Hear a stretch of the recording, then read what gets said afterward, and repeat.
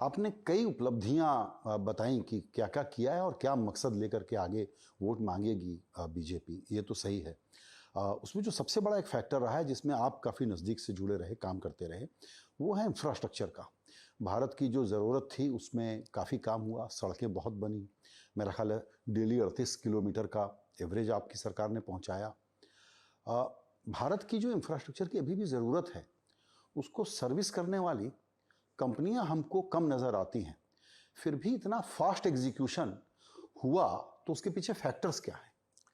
देखिए, पहली बात तो इसी कि आप जो बातें कही उसमें और एक बात मैं ऐड करूंगा। हमने 7 वर्ल्ड रिकॉर्ड किए हैं।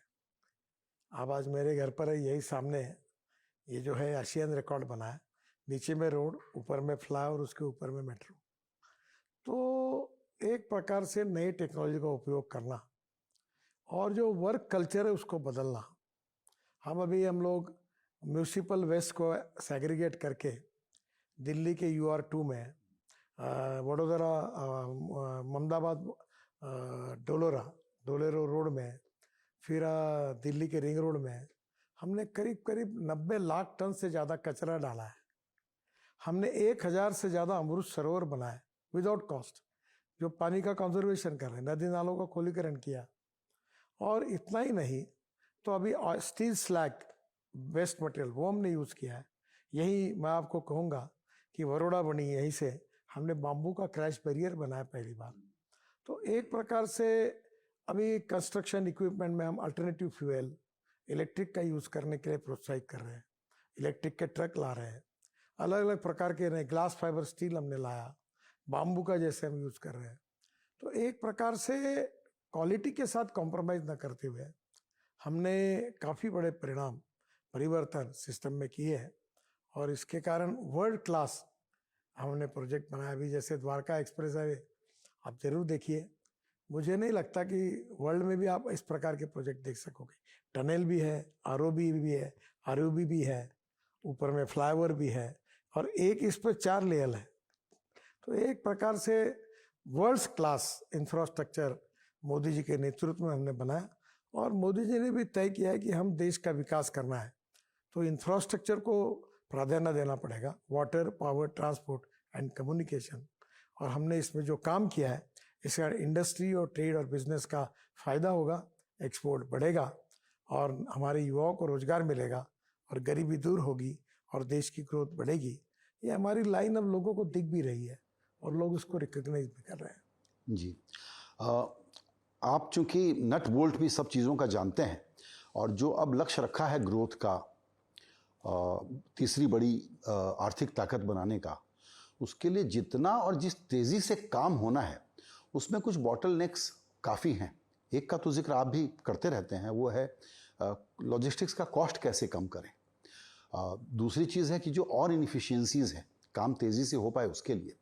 तो अब हम ये जानना चाहेंगे कि अगर दोबारा आप लोग पावर में आएंगे तो वो बिग डील्स क्या होने वाली हैं जो कि इंक्रीमेंटल काम नहीं, ट्रांसफॉर्मेशनल काम करेगी। देखिए, पहली बात तो ऐसी है, जो इसी साल दिसंबर के पहले आपको काफी बड़ा परिणाम दिखेगा।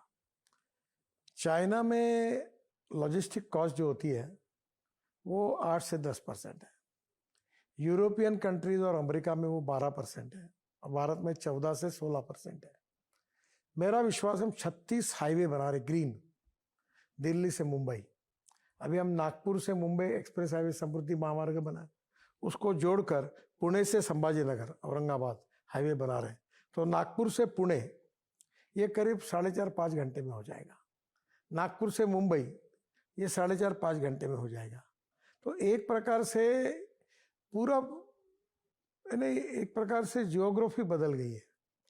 और आपको मैं बताता हूँ, इससे क्या होगा कि एक ट्रक दिल्ली से मुंबई महीने भर में 4 या 5 ट्रिप मारता था, अब वो ट्रक 10 ट्रिप मारेगा। और फ्यूल में हमने चेंज लाया, अल्टरनेटिव फ्यूल, बायोफ्यूल में। अभी डीजल के बजाय अभी हमने मिथेनॉल का यूज़ किया। बेंगलोर में 15 बसेस को 15% मिथेनॉल डाल के बसेस चलाई। अब अशोक लेलैंड ने पूरा मिथेनॉल का जो ट्रक है 100% मिथेनॉल पे बनाया। अब हमने बायो CNG, बायो LNG के करीब 300 फैक्ट्री शुरू हो रही है, करीब 36 शुरू हो गई है, तो वो मिलेगा।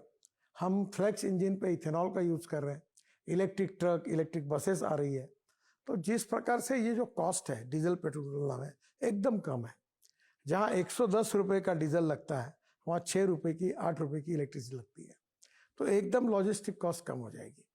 और उस प्रकार से 22 रुपये इथेनॉल का भाव है, तो डीजल का भाव 110 रुपये लीटर है।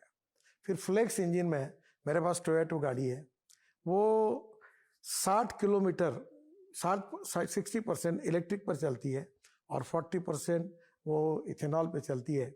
इथेनॉल का रेट 60 रुपये है, पेट्रोल का 120 रुपये है। तो अगर हिसाब किया जाए तो 25 रुपये लीटर पेट्रोल का भाव होता है और पोल्यूशन नहीं के बराबर है और गाड़ी एकदम बेस्ट है। तो हमने टू व्हीलर भी बनाया। तो ओवरऑल फ्यूल में और रोड में जो बदलाव हुआ है उसके कारण लॉजिस्टिक कॉस्ट निश्चित रूप से सिंगल डिजिट पे आएगी। और मेरा टारगेट था कि 2024 समाप्त होने के पहले ये 9% पे आएगी। अब देखिए 2024 नज़दीक है और आपको ध्यान में आएगा कि नए नए टेक्नोलॉजी का और अल्टरनेटिव फ्यूल और बायोफ्यूल का उपयोग करके निश्चित रूप से इसमें रिवोल्यूशनरी चेंज होगा, ऐसा मेरा विश्वास है।